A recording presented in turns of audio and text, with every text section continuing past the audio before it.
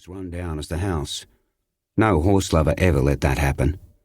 After further delving, she learned it had been sold over a year ago, without a forwarding address. Back to square one. But it had given her hope. He had left a trace. He might do it again. She got creative. She started trawling the job guides, searching for caretaker positions, dogging jobs, anything. The remoter, the better. She was cautious with her inquiries, claiming to be a debt collector chasing down an unpaid fine. Knowing the Bush Telegraph could travel faster than any half-baked NBN, a few people recognised the name, but none were of any help.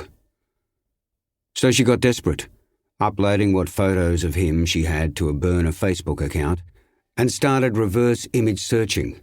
She tried Google and a couple of those so-called find anyone with only a photo anti-catfishing sites. Both claimed matches to her pictures, although neither would give her the result until she coughed up some dough.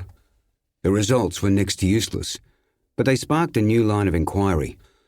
She found better sites, better methods, and she spent the nights scrolling through countless images of weather-worn aging men, narrowing and refining searches as she went. It was a long shot, but it was all she had left. And then there he was. She nearly flicked past it, almost slipping into the automatic scrolling that happens after staring at something for too long. Then those eyes, deep, intense, and blue. Even in a half-blurred corner of the picture, they leaped out at her, and she caught her breath. It was him. She leaned forward, squinting at the screen. A group of young adults, all fit and sexy, dressed in a mixture of tank tops and T-shirts, some in old work clothes caked with red dust, every one of them baked by the sun, and all smiling. It was clearly the final group shot before they went their separate ways, some big job over and done with, and in that last hurrah of a photo, they had caught him in the background. 6 months ago, according to the Post's date. He could have moved on by now, but she had a scent, and it was the strongest lead she had to go on. She poured herself another wine, because if anything called for another glass of wine, this was it, and sipped as she read the caption. Muster done and dusted. Awesome crew, great times. Hope to be back at Goldmont Station next year. You! She smiled, sipped again at her wine, and picked up the phone. 1. The gunshot wrenched him from sleep. Steel springs screamed in protest as Gabe Ahern rolled off the old, sagging shearer's bed before he was even fully awake, his senses struggling to pierce through the haze of beer and cheap whiskey he'd used to ensure some semblance of a good night's rest. 1 foot caught in the sweat-stained sheets, sending him crashing to the bare concrete floor, and pain flared through his hip like a branding iron. He ignored it and reached for the rifle, propped up by the bedhead, feeling about in the dark until his hands clasped over the familiar, comforting wooden stock.